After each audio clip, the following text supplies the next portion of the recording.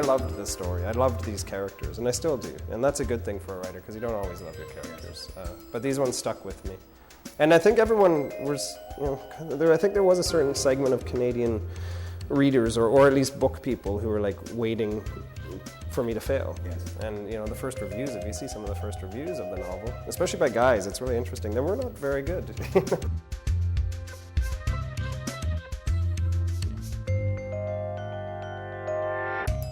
After publishing a collection of short stories in 2001, Joseph Boyden turned his attention to novel writing, and his first effort, 3 Day Road, won him a raft of national and international awards.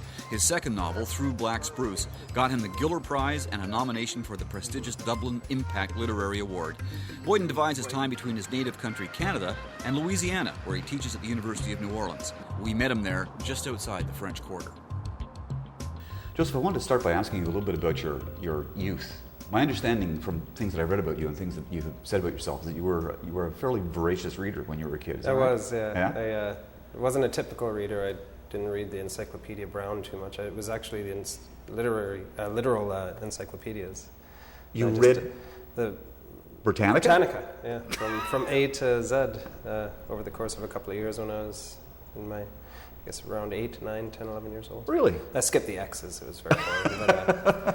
but I was fascinated by information, and that's where my love of reading started, this idea of being able to absorb information. Right. Keep in mind, too, I'm from a very large family. Yes. And a loving family and a great family, but big families like mine are very loud, and so the need to escape was really important for me. So I delved into reading. There were 11 of you, right? Yeah, 3 half-sisters. Oldest sisters are half-sisters, and then 8 full siblings. So I have 7 older sisters. Okay. And 2 younger brothers and one older brother. Okay. I want to ask you a little bit about your dad, because he passed away when you were 8, right? And you have said that it was one of the greatest traumas of your life. Yeah. But he, in those years when he was alive and you knew him, he had a huge influence on you, didn't he? Absolutely. I think losing a parent for any child, at such a tender age is going to be traumatic. There's no question. But I remember the morning waking up that he died. It was in February 13th of all things. He hated the number 13, and he didn't like the month of February. So, but I remember waking up very early to a very still house, and immediately knowing something was wrong. So I got up out of bed and found my mother on her bed, sitting there crying, and right then it just felt like the world just dropped out from under my feet. Yeah. It was, anyone who's lost a parent knows that feeling of, even though I don't think it matters what age. My mother's getting on, and then the great fear one day she won't be around, and I think I'm going to feel like a kid again. I lost the floor from underneath of him. Yeah. Your father was older too. He had you when he was an older man. Yeah, he was older than my mom. He came back from World War II after 6 or 7 years overseas, and his first marriage, I think it happened to a lot of soldiers, came back, and his first marriage didn't work anymore. Yeah. And so he met my mom shortly thereafter, and this older, very debonair man, war hero, swept her off her feet. Yes, and he was a war hero too. He was, right? most highly decorated medical officer in the British Empire in the Second World War. Had the Distinguished Service Order pinned to him by George VI. Yes, indeed. And actually, there's a wonderful story about my father, and told to us by a General Brown, who's now, I fear that he's not around anymore. But a number of years ago, he told us the story of how my father actually won the Victoria Cross, and it was taken away from him. And we said, "What?"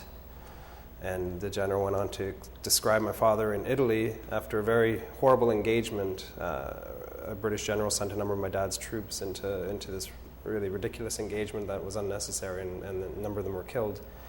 My father was at an estaminet drinking one night, and in walks the British general, and they got into words which led to fisticuffs, which led to my father knocking him on his ass and being thrown in the brig. But they needed my dad the regiment needed my father, and so rather than he was a doctor, and he was the medical officer for the Cape Breton Highlanders, and rather than throw him in the brig, they said, "We're going to take away your VC and give you the DSO." And I said, "That sounds pretty far-fetched." And then another friend who's in the military said, "Well, think about this: a Distinguished Service Order is only given to combat troops, never to medical personnel." So.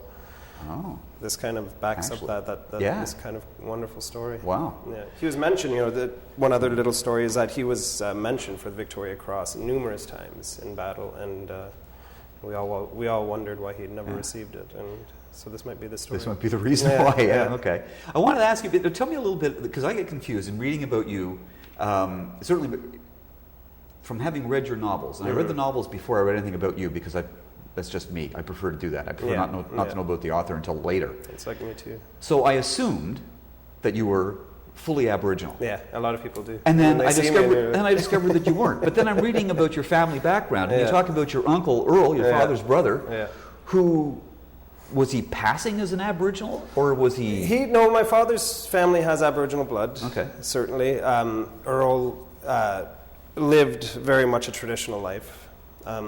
But it's the Aboriginal blood that's the strongest in my family is my mother's side. Okay. Yeah, my mother's Ojibwe Métis. Okay. It was along with Scottish. And this is not, my family is very interesting. We grew up very Irish Catholic, very strict. My father raised us in a very kind of strict Irish Catholic environment. And so we didn't talk about our Aboriginal heritage at all, really. We had reminders of her. My uncle had made a headdress and things like that around. And we'd play cowboys and Indians, but it was not we grew up in suburban Toronto. We did not grow up on a reserve. And so getting into my roots as well as a number of my other family members, it's really, especially in our young teens, really changed the course of how we saw ourselves and the direction of many of our lives. My sister Mary, for example, works now as an Aboriginal administrator with Goldcorp up in Northern Ontario. Oh, really? And so we've really... it really changed a lot of our lives in really kind of quiet but really important ways. Now, I gather from what I've read too, and what you've written about yourself, is that when you were in your teens, you were something of a punk. I was. Yeah. And I mean that in both senses of the word. Yeah. Because you hung out with a punk band. You were a roadie for a while. I was a roadie that's how I ended up in New Orleans, actually. The first time was at a punk band called Bazooka Joe from South Carolina. I was their roadie for a summer, and we traveled all across America in a van. You can imagine 8 of us stuck in a van with all of the equipment. And then climbing out into New Orleans for the first time as a 19-year-old, I guess I was. And it's like walking into the mouth of an overheated dog is my best description of New Orleans in summer. But I just fell in love with the place. And you traveled around a lot too. You were big on. You hit the road a lot. I did, absolutely. I'd read Jack Kerouac at quite a young age, 14 or 15, had a huge impact on me, and the idea of traveling has always grabbed me. I live in New Orleans part of the year, and in Canada part of the year. I'm very much a vagrant in some ways. A vagrant is the wrong word. A vagabond. I was going to say that's a vagabond, perhaps. Maybe a vagrant get you arrested. Times, yes, yeah. Right, vagabond. A bit of a vagabond, a little bit of a traveler. There is a story about you wearing a mohawk haircut and attending Brébeuf High School. Tell me about that. Well, I was a rebellious teen, there's no question. I was searching, and I was very depressed too, I realized too, and that's it. But that's another story. But I got into punk rock at about the age 16 or so, and it was a wonderful way to vent a lot of frustration and anger and anxiety, and it fed into my whole wanderlust as well. But I cut my hair. I went to Brébeuf, a Jesuit high school, very good high school, but at the time I did not appreciate being in Brébeuf. And as you know, Brébeuf was a Jesuit martyr put to death by the Iroquois, who liked to wear their hair in a mohawk. And I thought, wouldn't that be interesting? I tried to get myself kicked out, but for some reason they wouldn't kick me out. And so finally I cut my hair into a mohawk, which I kept dress code because it didn't go past my shoulder or anything like that. But I wandered the halls kind of looking at the Jesuits until they figured it out. They were like, oh, this is what he's doing. This is a veiled threat of some sort. So they gently asked me to leave that year. So. They gently asked you to leave? Yeah, eventually. So my grade 13, which was a very important year for me, I went to an alternative high school. And that really changed the course of everything for me in terms of being given, an alternative school. Basically, you go to class. No one's telling you. There's no roll kept. Right. So you go to class. It's much like a university style routine where you go to English class on Monday and Wednesday, for example, and then math on Tuesday and Thursday. And no one's telling you. If you don't show up, you don't show up. Too bad. You're not going to get your credits. But it taught me a certain amount of responsibility, and also wonderful teachers led me to reading and writing. That's where I first began to write. You also you have said that you spent some summers when you were going to high school, living on the streets in Toronto. I did, for a couple of years. Being from a large family, it's very easy to disappear. Sometimes, and I found even for days, and people were like, where are you? I'd just say, oh, I was around. And, but it ended up really kind of, I think in some ways heading down a really scary path.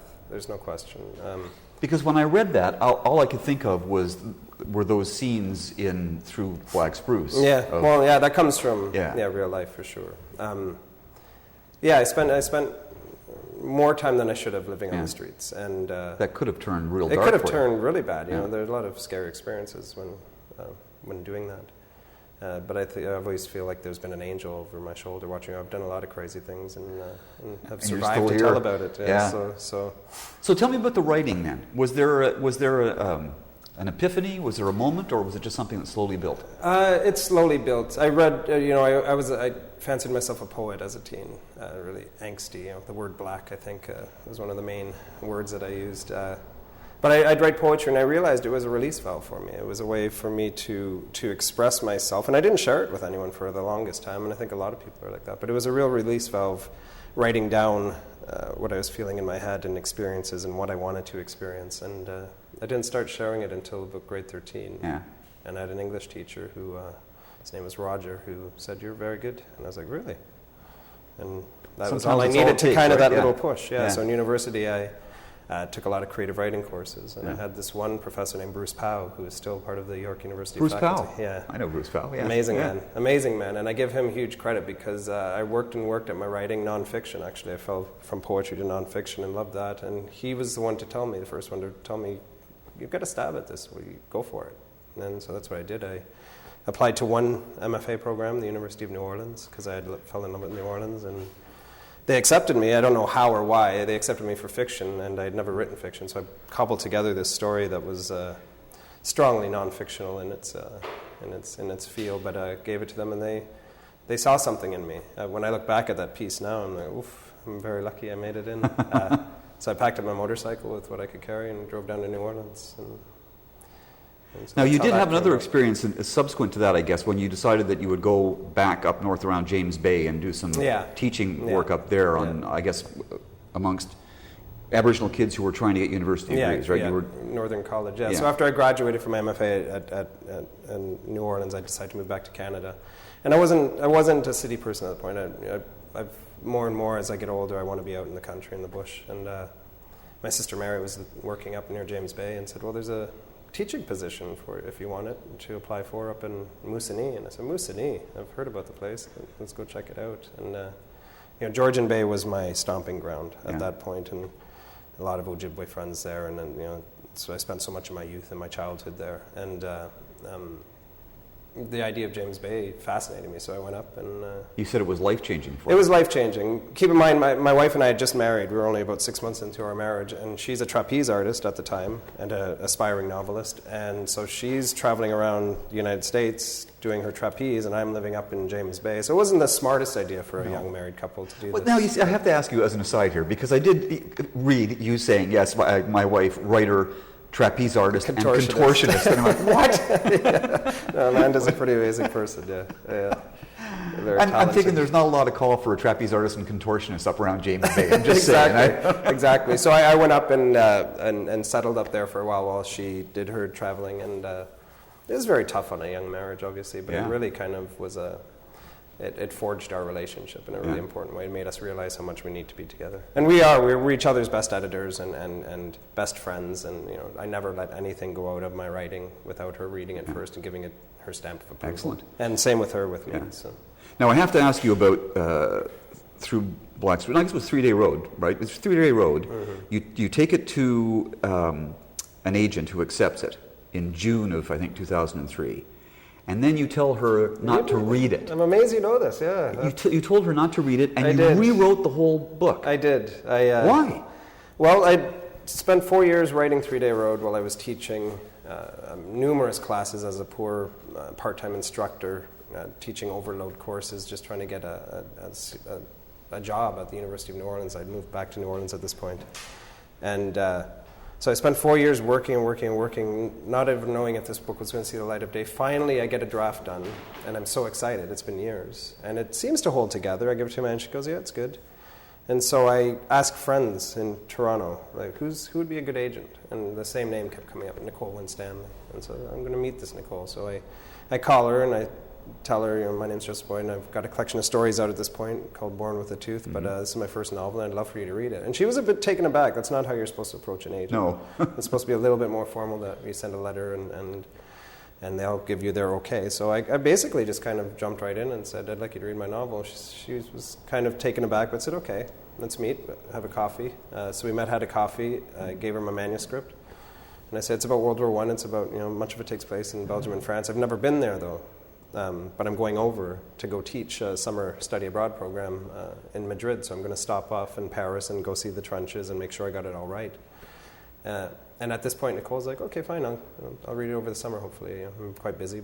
And so I go off to France with my wife and meet a French publisher who was very interested in my work named Francis Giffard, who is a wonderful French editor at Albin Michel, who was going to publish Born with a Tooth into French. And I told him I've got this novel. He said, well, please send it to me. I'd love to read it. So I had sent it to him after Amanda had given it her stamp of approval. He read it. He said, well, come to Paris. We'll go have lunch, and we'll talk about the novel. So I went to Paris thinking, this is a Hemingway dream. I'm going to be sitting there and be told, yes, I love your novel, and we're going to publish it and make you famous. And there's a but coming. Yeah, there's a but. And he brings us to a Korean restaurant, the kind with the hibachi in the middle, and you cook your own meat. And slowly I felt like I was the meat being cooked, because he wasn't talking about the novel. He was talking all around it. And we finally got to the novel, and he says, what you're doing is really interesting, but, there's the big but there's something missing. And so I walked out of that lunch feeling dejected, like, years of work, and look, it's all been a waste. And Amanda was like, no, it's not a waste. You have to figure out what's missing in the novel. So I spent months and months thinking about it, and I realized I was telling the story wrong. I was telling an Aboriginal story in a very Western kind of chronological, linear way. Right. And that's when the light bulb went off. And so I called Nicole right away and said, listen, I'm going to rework this novel. Please don't read the version you have. Give me a few months. So I turned it around, and over the course of a number of months, completely reshaped this book. And was it hard to do? No. You didn't feel committed to what you had there? No, because I'm the kind of writer who I'm not going to be overly stuck in love with my own words. Okay. I'm not afraid to kill my own children once in a while, as the expression goes. I knew what it needed, and when the light bulb went off, I was very excited. I was like, this is exactly what's missing. And so I restructured the novel. Then I gave it to Nicole in December of, I guess it was 2003. And she said, I'll read it right away, because I'm off for a couple of weeks. I didn't hear back from her for a couple of weeks, so again, I felt horribly dejected. And I'm in Moosonee visiting friends and spending the Christmas with them, and I get a call from Nicole saying, I'm so sorry I didn't get back to you sooner. I've been sick. I love your novel. I want to represent you. And so and then you end up, there was a bidding war, wasn't there? There was a bidding war in Canada, in the United States, in Europe. So it was an amazing story, like for a first-time novelist, no question. And so Nicole sold it all around the world to, I think at this point it's 50 countries, 15 languages. So it was an amazing, incredible, and very lucky in a lot of ways, timing. So having done that, having reworked it into a way that you realized was the right way to do it, did that make moving into the next one, Through Black Spruce, an easier proposition? In some ways. There's the curse of the first novel doing well and everyone waiting for the sophomore effort to fail. And I knew that. There was the weight of that on my shoulders. As I'm lucky to travel around the world promoting this book, it's like time to write the second. And I knew that there was more this bird family had to say. There was a lot of contemporary issues I wanted to address in fiction.